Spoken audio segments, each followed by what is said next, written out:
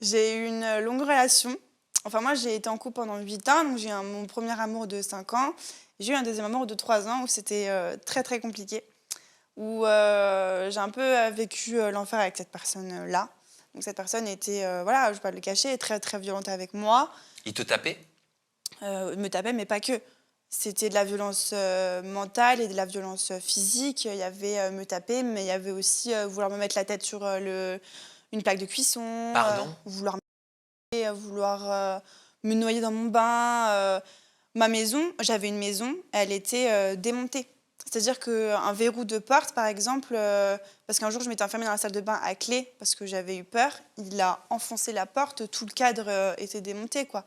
J'avais plus de lustre, il avait arraché le lustre, la porte d'entrée était cassée, il a déjà cassé une fenêtre pour rentrer chez moi. Comment tu réagissais dans ces accès de violence inacceptables? Alors au début, je répondais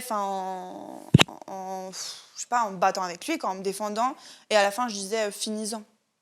Finis-en parce que j'en peux plus en fait. Parce que moi, je travaillais à côté. Avant, j'étais maître d'hôtel.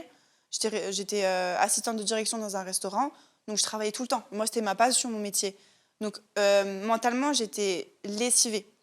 Lessivée parce que j'étais fatiguée au travail. C'était très intense. Je rentrais, je vivais ça.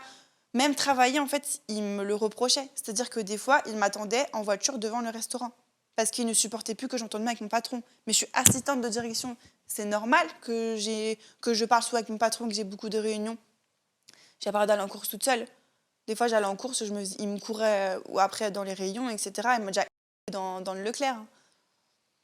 Qu'est-ce qui a été le déclic pour le quitter? Bah, je l'aimais plus.